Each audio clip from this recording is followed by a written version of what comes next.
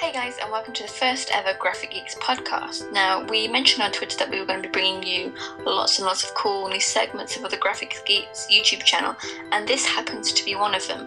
The other ones that we're bringing to you, and some we already have done, so top 10 designers, top designer, also we're going to do feature designer, feature tutorials, and some live hangouts. Now with the live hangouts, they're going to be mainly feedback hangouts, so me and Ali will be in the hangout, and we'll get you guys to comment your portfolios or whatever you display your work on, and we will give you live feedback on the hangout, which can also help out other people that we may not have time to help or review. And feature designer and feature tutorials are just getting singular designers where they've done decent tutorials, decent artwork that they've made into speed arts, and we'll just upload them as a singular video for that individual designer. So yeah, they're pretty much the segments that we'll be doing, and now we're going to get onto the main topic of this podcast, which is portfolios. Alright, hey guys, so we're going to be talking about portfolios, as Jess said. We're going to be giving you some details on how you should present yourself with your portfolio, what portfolios to be using for different types of design, and all that good stuff. And this isn't just going to help you with the whole YouTube thing, this will help long term with having stuff for college, university, if you want to apply as a designer to go to one of those places. So yeah, I'm going to start by saying that with portfolios, you want to show that you know what you're doing. You want to present yourself so that when someone comes on, like a potential client, if someone loads up your portfolio, they immediately know what you do and what you're about, who you are. So firstly, you want to start by putting your name, and you want to have details such as previous experience, hobbies, because they want to be able to get to know you as someone who's going to be working for them. And then you need to talk about kind of maybe a few inspirations, and then have links to other social networks that are linked to you, like Twitter, Facebook, and all that stuff. Once you've got all that sorted, then that's kind of going to allow you to grow kind of full circle in terms of spreading your knownability or your presence around the different networks. So make sure you've got links and stuff. Yeah, so leading what Ali said, and with the whole, it may seem a bit weird as to including your, I guess, personal information, personal hobbies, and personal inspirations.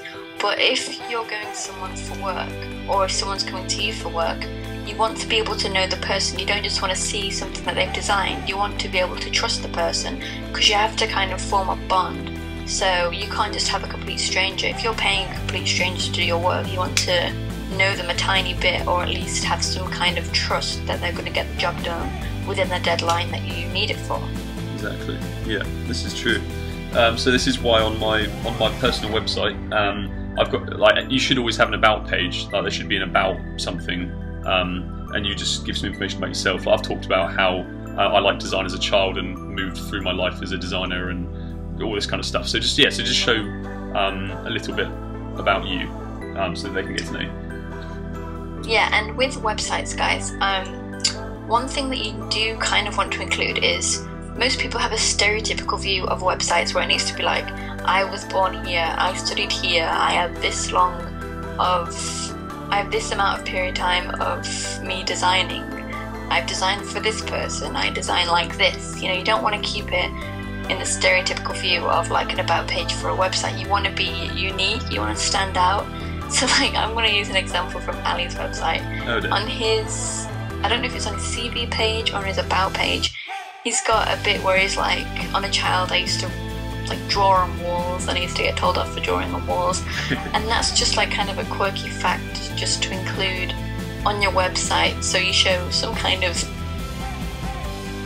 humour. This is some kind of like funny remark, instead of just making yourself look like a robotic human being. Yeah, this is true.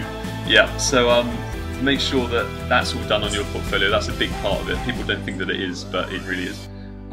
Then you're going to want to basically, well, I'll talk to you about the different types of portfolio. So if, for example, you are a YouTube designer and you like to keep your designs very YouTube based, you'll obviously have layouts and backgrounds that you've made.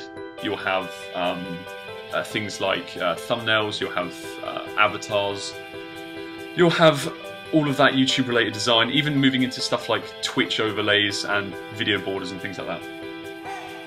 And for those kind of things, I'd honestly recommend using Carbon Made or DeviantArt as portfolios to display those. There's this whole thing where people upload their YouTube-based designs to Behance, and that technically that's okay and that's fine, and everyone, like, there shouldn't really be any disagreement. Excuse me, there shouldn't be any disagreements there. But there's this kind of mutual respect that different communities have for each other that I personally don't believe that YouTube designs should be incorporated into the whole Behance community, because that is a separate thing to YouTube. That's not. I don't feel like it's that kind of design is what Behance is about, and so displaying layouts and things in a Behance project and saying that you sell them for like a ridiculously low price and all this stuff is just wrong for Behance. Behance, you're supposed to express yourself literally, like, just visually, and you want to show what you're about, who you are and stuff, and the whole YouTube thing should not be included in that kind of thing. So I mean, like, in terms of making yourself look presentable and things, I would recommend not putting YouTube designs on Behance. But DeviantArt and Carbon Made are alright. You can set them up really, really easily. They're all obviously free, and you can just display your banners straight up in like a scrolly type fashion, and all of those YouTube designs, they all display really well on those sites. So just use those. And then for manipulation-y stuff, for like modelling, illustration, the kind of like, they're called creatives in the industry, just people who design in different fashions. That's all Behance stuff. That's all really cool because you can show progression through Behance, and you can upload like pictures of the development of those pieces on Behance. And you can also upload those things to Carbon Made and DeviantArt as well. It kind of works in reverse. So you can do that as well. Yeah, so just leading off that, a lot of people that I've came across whilst designing, YouTubers, they tend to go for Behance or like Dribble or whatever because they want a more presentable, I guess, website or portfolio, I guess. But Carbon Made is quite a straightforward design. Like, it's nothing too fancy. I mean, it gets the job done, but you can't really express yourself. So what we do actually recommend is something like Weebly, because I know it's like a free website, but you're basically creating a free website for yourself. And you will be able to upload YouTube designs. You won't necessarily get judged because everyone uses Weebly. You're not doing anything wrong, and you can make it look however you want. You can include personal information if you wanted to, like we mentioned earlier. You can basically just personalize it the way you want, because yeah, it's just a free, I guess, YouTube friendly space. Yeah, and with Weebly as well, you can like in the web industry, Weebly seems to be frowned upon, which I think is actually a bit stupid, because it's a portfolio site that you can then make a pro site, and you can have it as your actual personal website if you wanted to, and then you pay for hosting and stuff. And it's like a portfolio that you can upgrade to a website. So I really like it. I like the idea of it. So it's a lot of people in design use it, and I would recommend using that as well. And then also, if any of you are lucky enough to be invited, you can get invited to Dribble, which is a very, very sort of professional portfolio site where you can upload snippets of your pieces. And this is all like, once you get an invite to that site, you can get a lot of feedback on that site because people are just really helpful, and it's a really nice environment to be able to display your work. But yeah, getting back to recommending things to do on your portfolio. So once you've sorted out your networking stuff and you've got your pieces, make sure that you have thumbnails on your portfolio that represent the piece well, and don't give too much away about the piece. I wouldn't always show the final image of a piece in the thumbnail, or if I wouldn't show the whole final image, maybe like a snippet so that people want to click onto it and find out what's going on, or like the most interesting bit of it or something like that. Yeah, so like, for example, something that I've done in the past is my old thumbnails when I used to upload frequent speed arts, is I'd include the final image, but I'd put it on Gaussian blur, so it kind of, you get the idea, but you can't see the full intricate details, so it makes you want to watch the video to find out how it was all built up. That's a good point, yeah. But with thumbnail design, you really do need to watch what you put on there, because you're basically, it's your selling point for your channel. If someone searches one of the tags you've included in your video, obviously the thumbnails are going to come up, and you have to, it's basically the selling point from your channel. It's what either is going to make or break your channel. So you don't want to just have like a black backdrop saying speed art 25 background design for so and so. You know, you want to have snappy images, snappy text. You want to have it short but sweet, you know, include maybe, like I said, a blurred out final image. You just want to make it like personalized to you and make people want to be drawn into your design style. And with like text for like the titles of your pieces, make sure that have the title of the name of the piece as the title, but then make sure that you include what programs you use to create the piece, because as one big thing about when people look at your portfolios and things to find out about who you are and what you do and stuff, potential employers want to see your software skills, and they want to be able to see what you can do with different programs. So obviously Illustrator and Photoshop are the main two when it comes to manipulation and that kind of thing, and illustration. If you're moving into like a motion design, or if you're moving into more like architectural mock-ups and product design and that kind of thing, you're going to want to show some pieces that include Cinema 4D work, include like sort of all those different 3D styled programs, and then list down in the bottom left or bottom right or in the project description or something what programs you've used to create those pieces, just so that people know and they have an understanding of how you've made it. And I think Behance actually lets you select what programs you've used to create the piece, and then it will just set it down the right hand side.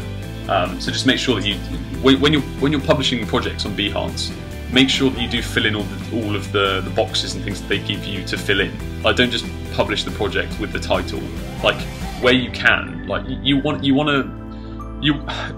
show that you're proud of a piece, and I think that a viewer can tell when the designer likes a piece of theirs, because they really push it in terms of, they show you all of the development, they'll show you the beginning images, and I recommend doing this as well. Show beginning images, like if you've done a manipulation, have the starting image that you've found, then development like one step below, where you start to incorporate other images, one step below add like some color corrections and things, one step below, and just keep developing it until the final image. And then obviously add like descriptive text and talk about what inspired you, like maybe introduce it with what inspired you, what the idea is based around, why you made it, what you were hoping to achieve, did you achieve it?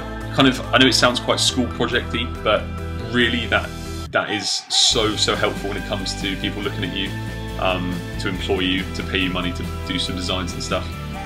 So really use everything that is available to you in terms of Behance and Dribbble, and you want to be on as many portfolios as you can as well. Spreading yourself around different communities and things really helps with spreading your presence and potentially getting you more views and more attention. So just sign up to sites, post your work, get feedback, and yeah, that's all good on that side of things.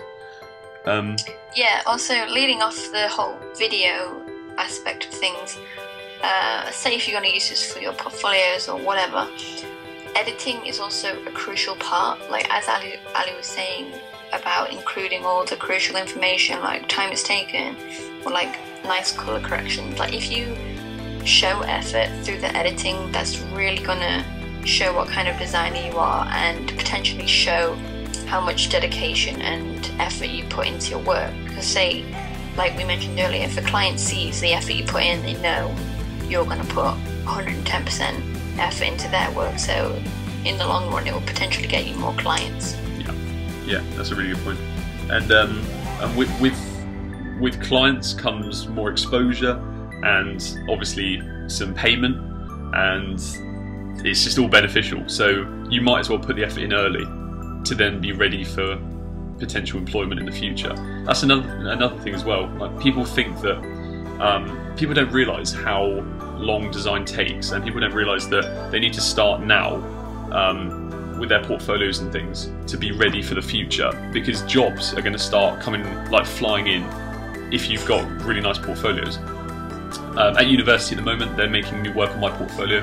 I'm working on my personal site, and on that I have a portfolio and the portfolio is the key to getting a job. If you've got grades, if you've got an amazing past of being at awesome schools that have really good reputations, like private schools, grammar schools, all that kind of thing, that literally more or less 90% of the time will go out the window when it comes to going to design university. It's nice to know, but the portfolio is the key to getting into university. It's like the passport of uni control. I don't know where I'm going with that, but it's like your portfolio needs to be solid for you to progress in design. If you don't have a portfolio, you can only get to a certain stage. So, I mean, helping with uni applications, college applications, school applications, having a portfolio is going to be the most important thing. And when you go to interviews and things, you'll actually need to print out some of your work to just present in sort of like an A4 actual portfolio that you take with a handle, and you can flip through the pages. Like I've just had to. So for example, I've just been accepted into this thing called InStep, which I'm not going to go like massively into it, but basically you get to go to a work placement once a week, and we had an induction day for the InStep program, and they're quite serious about the industry. Like, I got told I had to wear business wear, I had to be punctual, I had to be friendly, I had to sit right, I had to have my portfolio like fully up to date with all the latest designs, and I even had to put like in my resume, I had to include like everything we were talking about earlier. So it really is crucial to spend a lot of time and effort into your portfolio, because it really does portray, in the end of the day, like what kind of person you are, because that's really what you want people to understand. You want people to understand you, and you want people to understand your designs. So that's basically what we want you to understand about portfolios and how to portray yourself, really. Yeah, and I think we've covered mainly everything, so I'll just summarise by saying, 1, make sure that you've got a decent description of your work and your social links so that people can connect to you if they need to. 2, make sure that your pieces are displayed nicely. You've got progression of the pieces in whatever portfolio you decide to present your work. Have suitable thumbnails that represent the pieces well, but that aren't overly representative of them, so that people will they want to click on the project. Make sure that you name things, and you show that basically you put in descriptive words and things, and you put in descriptions of pieces so that people can understand exactly what's going on fully if they want to, and they can find out what your inspiration was and things like that. And basically start now. Start thinking about your portfolios now, because this is all going to become very, very helpful in the future when you realise you need to set a portfolio up. If you get it all sorted now and build it up now, it will do wonders for you in the future, and you'll thank us for giving you this information. Because you're going to blink and it's going to be like time to get a job. You're going to have to wake up, princess. Exactly, yeah. But yeah, we hope you enjoyed episode 1 of our podcasts, and don't forget to do all the lovely stuff that we asked you to do, and we desperately need you to do, because we love getting all your social support. So, follow our Facebook, Twitter, subscribe to us on YouTube if you like our content, and we also have a support email and Skype. I know it seems that we'd reply quicker on Skype, but we actually respond to the emails faster, because obviously myself and Ali, we have personal Skypes that we have to maintain, so emails are preferred, but basically we'll get to your emails faster than we will Skype, just to sum that point up. So we hope you enjoyed this, guys, and we will see you in the next podcast. Bye, guys.